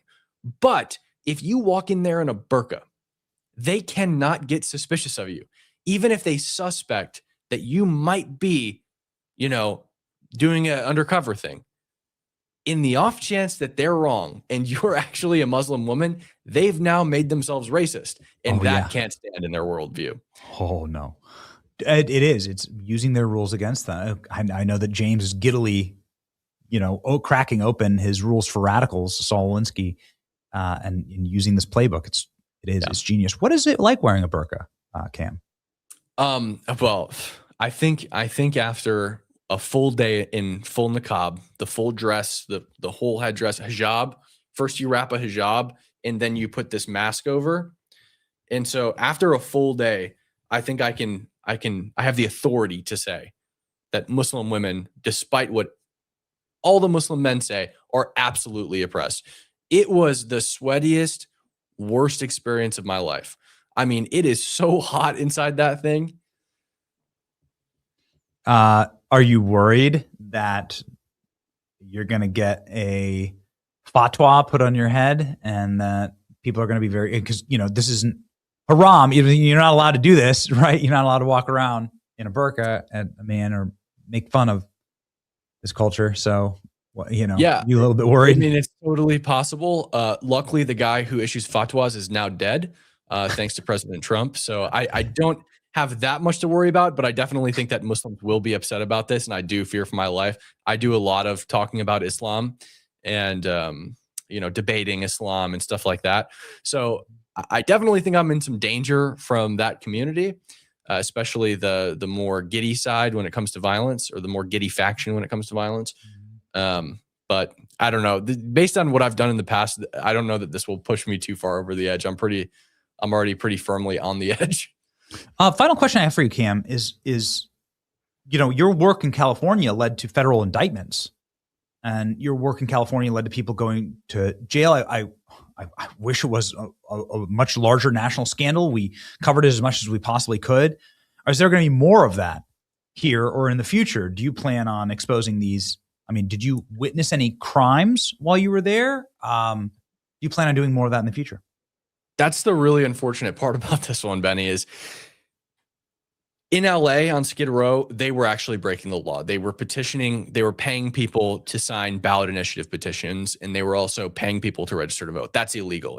In fact, it's illegal federally to pay people to register to vote. This is like, the law is intentionally constructed to allow this to happen in Minnesota. So I think the goal of this operation is rather not to put people in jail, as much as that would be great. I don't know that we have an avenue for it. The goal here, I think, is to change the law. We need to pass the SAVE Act. There needs to be a federal requirement that every single person that walks into a polling station has to provide ID and prove that they are who they are claiming they are. When I walked in, all they said was, yep, the name's in the system. You're good to vote. Oh, okay. Just my name's in the system. Just All I have to do is have a name of a person who registered to vote. That's it. No verification that I'm that person. Anyone could obtain that information. We need to pass the SAVE Act. It needs to be federally illegal to vote without ID. That's the most important thing. And you shouldn't be able to vouch for 8 undocumented foreigners. It's absurd. Don't insult the third world. We do plenty of insulting the third world in this show, but don't insult the third world by calling these elections third world. They're not. The third world would never allow this. It cuts against all levels of IQ everywhere. These laws are explicitly written for fraud. We're thankful for the Justice League that has the name that James O'Keefe has coined. Here we go. Here's the post. It includes Cam Higbee and Anthony Rubin and Savannah Hernandez, who have all been on our programs, and Jonathan Cho, and let's see here, Citizen Justice League. Oh, okay. There's the actual handle. Great. I'll follow. If you do fraudulent or corrupt things, we will come for you. It's amazing. Please, everybody, follow Cam Higbee. Here's Cam's social media, and also a link to his YouTube. And you will be able to see the full report tomorrow. Is that correct, Cam? Yep. Full report is coming tomorrow on my YouTube channel. It's just Cam Higbee. Okay. Any parting words? Any parting thoughts on what the next target should be? I love this one. You've obviously gone thermonuclear viral. What's next? We're still cooking it up. We've got to brainstorm with the team, but the Citizen Justice League does plan on doing another. We call them swarms, where all the citizen journalists swarm on one thing, and we come for that thing. So we definitely plan to do it in the future. We don't know what's coming next, but I appreciate you having me on, Benny, and everybody get ready for this report tomorrow. It's going to be absolutely insane on my YouTube tomorrow morning. Citizen Justice League. You even have costumes. You're even wearing costumes, Cam. It's perfect. Yeah. Thank you. Thanks, buddy. We look forward to supporting you here. Okay. Thanks for having me. See ya.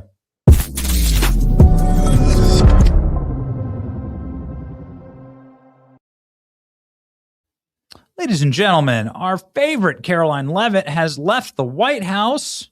She says that she's doing so to spend time with her beautiful young family. She has 2 small babies, and so we wish her the very best. We were able to go to the White House and ask questions in the digital media seat. We are thankful to Caroline Leavitt for providing just exceptional access for digital voices and new voices in the White House. Nobody's ever been better than her, and so we just want to wish her the absolute best here, ladies and gentlemen. We hope that she still sticks around. She was an excellent voice for the administration. An excellent decision for your bank account would be to invest in gold. Gold rose 65% in 2025 and is trading around $4,000 an ounce today. Forecasts say that it could go up a lot. And there's a lot of instability in the world. Advantage Gold is who I trust. We talk about them nearly every single show. And the reason why is because, well, just like everything we talk about, it's what we use. We do these things. We don't ever endorse something that we don't actually practically use. So text Benny to 85545. That's Benny to 85545. Get a free gold investment kit and learn a simple IRS-approved way to move your 401k or IRA into physical gold, tax and penalty free. Text Benny to 85545 to get your free gold investment kit today from Advantage Gold. Okay, ladies and gentlemen, we are in the chat. It is summer. It's starting in September. I think we're going to be going back to 5. We're going to be doing some restructuring, going back to 5 days a week live show. But it's summer, and we're taking Fridays and not doing live shows on Fridays unless there's something crazy. Tomorrow there's going to be the Candace Owens, Andrew Wilson debate. I don't know. We might actually stream that. I'm not sure. But we're thankful for you, and we want to listen to what your concerns are. And so in the chat, here we go.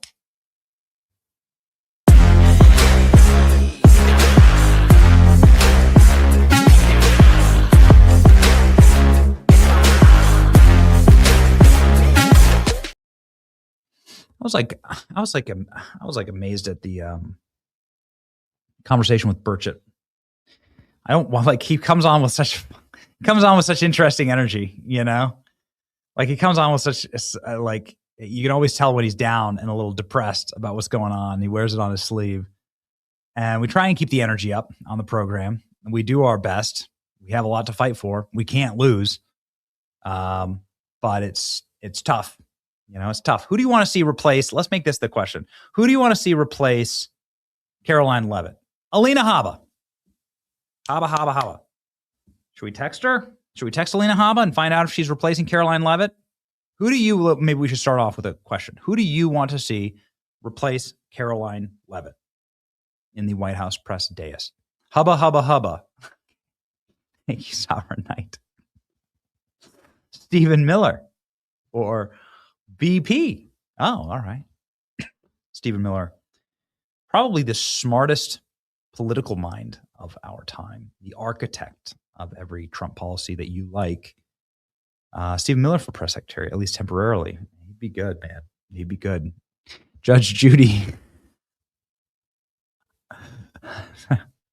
Carrie Lake, that'd be amazing. That's great. That's a great one. Yes, Carrie Lake would be awesome.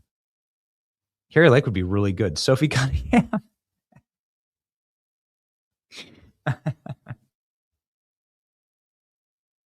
Look at this. There it is.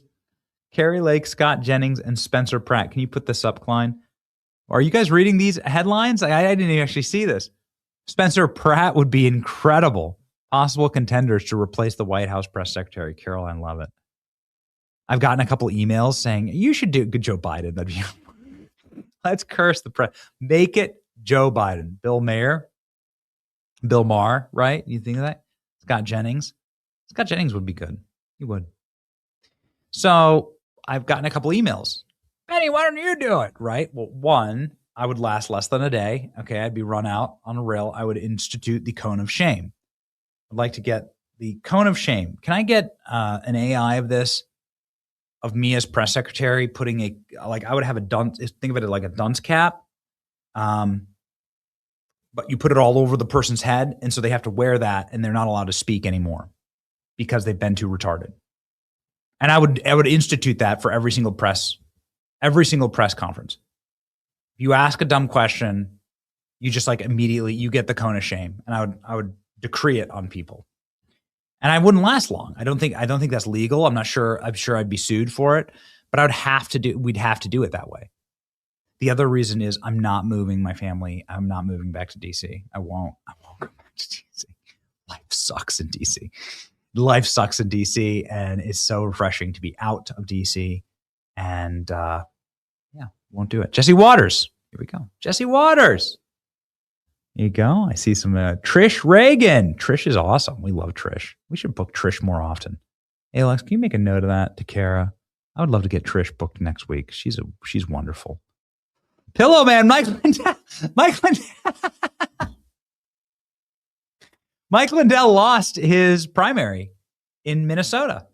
Too bad. Okay. I'm not a Mike Lindell hater at all. I love Mike Lindell, actually. But it was dodgy there for a little bit. And he'd be incredible. My Mike Lindell story is that we were I think ALX was with us. We were meeting him, and he was at the Trump Hotel. And we were sitting down to meet with him and Charlie Kirk. And Charlie was making the introduction. And he just sat there and just went off. Nobody said another word. And he just kept talking for 45 minutes. It was all about how he was addicted to crack and how much he loved crack. And he's spoken about this and how Jesus saved his life, and he got off crack, and now he's, Jesus saved him, and now he makes pillows. He had a vision for a pillow, and this is it. So there we go. I'm sorry, did I miss a comment there? My apologies. Would Trump bring back Kayleigh McEnany? That's a great question. I'm not sure, Donovan. Sorry that I missed that comment. Recalling the glory days, the Mike Lindell glory days. Carrie Lake, Spencer Pratt, or Dan Bongino. That'd be fun. Good luck getting Dan back to DC, man. Good luck. That guy's been blackpilled on DC. Sydney Sweeney. Okay. This is good. That's good. Okay. Who else do we got? Bananas and rice. So I'm Somali. I'm proud to be Somali. To me, being Somali isn't just eating bananas with rice. Do it, Trump. Do it. So the president posted a racist meme, and also two-parter here. Why is inflation up? And it looks like there are very bad economic indicators. What do you say about that? Why is the administration failing? Why is Trump a racist? Asks, Caitlin Collins. Answer. Somali isn't just eating bananas with rice. It's a lot. It's like it's an interesting thing. It's very hard to describe what it means to be Somali and what it means to be American, but just do that answer for every question. It's genius. It's genius. Thank you, Twilly66. It's genius. If you just have her give this answer to every single question, plus you can't attack her because she's Muslim and she's black, and we learned this with, Karine Jean-Pierre. Sorry, Ketanji Brown Jackson, Karine Jean-Pierre. We learned this actually with both of them. You're not allowed to attack them, so the press would never be able to attack her. It's genius. Make her the new press secretary. And this can be the face. That can be the face of every question. Every single question. The CPI numbers came out, and it looks like the economy has cooled slightly. What do you say about that for the federal funds rate? And what do you think will happen with the FedSoc meeting later this week? Bananas and rice. It's genius. This is exactly what Biden did with Karine Jean-Pierre. Don't tell me that this isn't the exact same strategy that Biden ran with Karine Jean-Pierre. Let's just put somebody who's functionally retarded in this position to never say anything and never be able to answer any question. And we'll choose somebody with a low IQ. You almost feel bad for them. Like hitting a puppy, you just feel bad. You just don't want to do it. It's helpless. And so smart. So smart. Thank you for this comment. Sorry.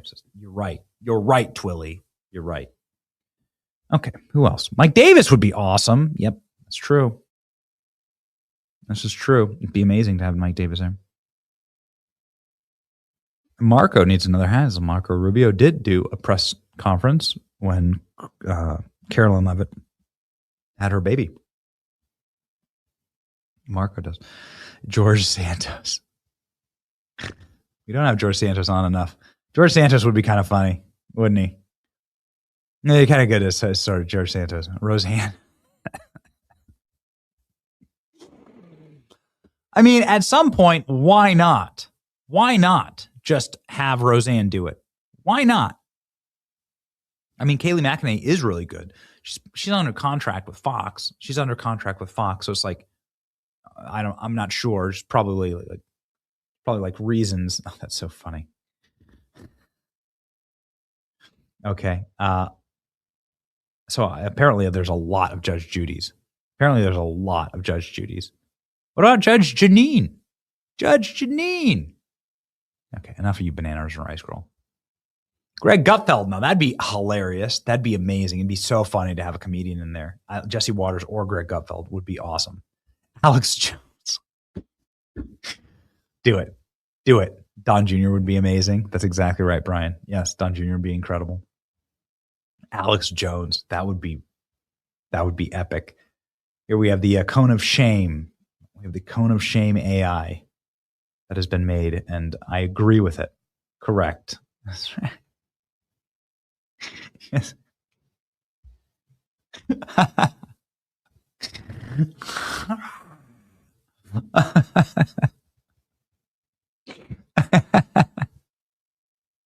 There you go. Perfect. Could you imagine? Just click. You're not allowed to talk. Oh, there's.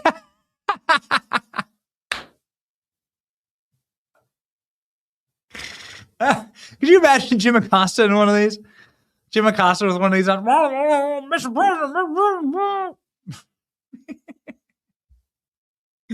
I wouldn't last long is all I'm saying. I wouldn't last long. I wouldn't last long. Okay? I think it's illegal. Just be funny. Rosie O'Donnell. Just bring in Rosie. Okay. Bring in Rosie. Just fry everyone's brain. Just do it. Bring in Rosie. You know she wants it.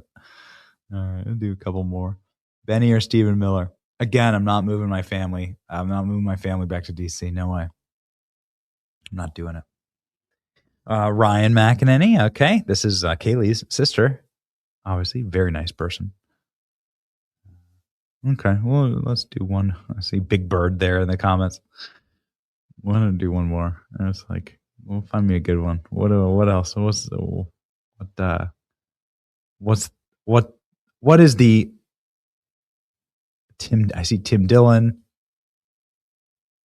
Don Rickles, Riley Gaines, Laura Trump, John Rich, or Nick Shirley. Yeah. Benny, please help me. Well, we can do our best. Riley Gaines would be fun. That would be great. Terrence Williams in a that's it. Get me that. I saw Terrence Williams in a Corinne Jean-Pierre costume. Get me that. That is perfect. Terrence Williams in a KJP costume. Now, he's done this before. ALX, can you please grab that? We'll end on this. Can you please grab that? We should do one of these every single show. We need to do the show. I need to do a shorter show, and we need to do in the chat every single show. Would you like that? Would you like that so that we can talk more? We need to do that. We need to institute this every single show. We're going to do in the chat every single show. Alex, can you grab that? Terrence Williams as KJP. That is so fun. This is so funny. His Corinne Jean-Pierre impressions are hilarious. Anyway, or him showing up as, what is he? His Somali impression is pretty funny too. Here you go. And let's hear it. Run it back. What is the latest update the White House has received on the current infant formula situation across the country? Yeah, let me see if I have anything new for you on that. I think it's been a couple of days since we have asked that question.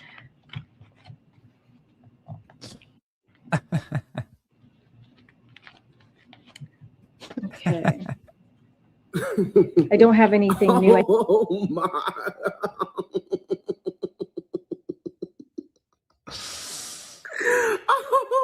Oh my goodness. How you the press secretary and don't got nothing to say to the press? These people don't know what they doing, don't know what they talking about, don't know what they, so what plans do y'all have? Let me see real quick. Hold on, let me find the plan. So what had happened, you know what,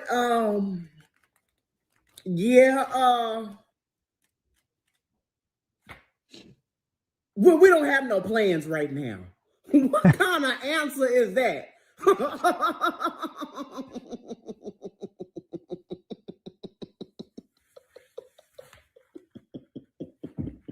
You got to do it. After watching this, just laughing at that. I'm laughing at the fact that I look just like her.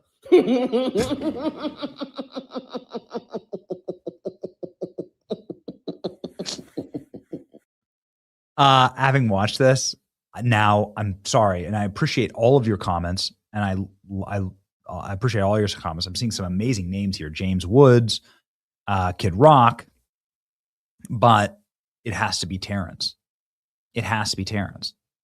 Washington, now I see it, and he should go out as a beautiful trans woman. He should go out in this outfit every single day. Such a nasty woman. Such a nasty woman. He should go out. He should go out in this out. This is how you solve it all. If you have problems in your life, ladies and gentlemen, there's a way to solve it. It's our verse of the day. Reconnect yourself to our Lord and Savior, Jesus Christ. I know there's a lot going on in the world. We're gonna bring ALX. We need to do in the chat more. We should try and do in the chat. I would rather do maybe one guest per show and then do in the chat like every single show. I want to be able to talk with you. I want to be able to have you as a part of this. It'll just flow. We'll just let's take a subject and we'll just like talk about it together, and we'll put up all the comments and everybody, and we'll waterfall the comments and everybody can have their take on the subject. ALX is here. He's like, I'm fine, but you need to pay me a lot more. You need to pay me a lot more, he says, to manage this chat. Chat. Are you being nice to ALX? Chat, you being nice to ALX? Let's book Terrence Williams for Monday. Are you guys cool with that? Let's book Terrence Williams for Monday and have him come on as cringy. Let's have him come on. Would you like for him to live audition? Seeing that Elon Musk, that would be hilarious. Would you like for him to live audition for the press secretary job on the show? Let's do that on Monday. Yeah. Okay. So we'll book Terrence on Monday if he's available, and we'll have him come on as a live audition. Maybe that's what we'll do on Monday. We'll do like a live audition. We'll book everyone. We'll book Carrie Lake. We'll book everyone and have them do a live audition for the press secretary position. Historic. Pure cinema. Ladies and gentlemen, keep your head up. Keep marching forward with us. Ephesians 2:10. For we are God's handiwork, created in Christ Jesus to do good works, which God prepared in advance for us to do.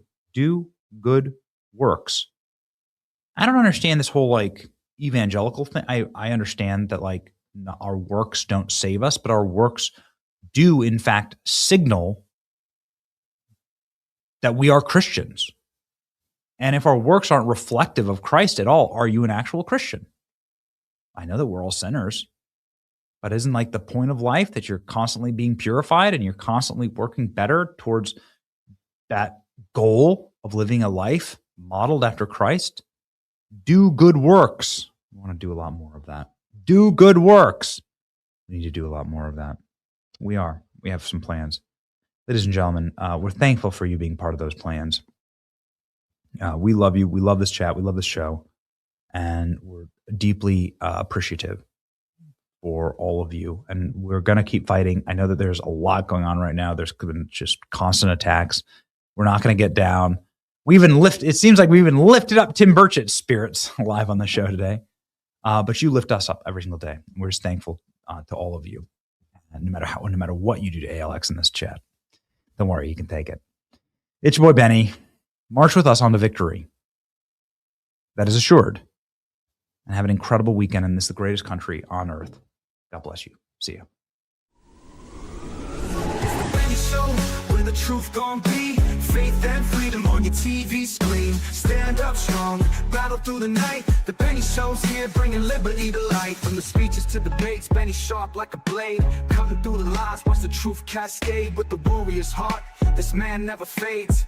You know it's prime time when Benny invades. From saving the nation to stories untold, the Benny Show's a storm, see the truth unfold.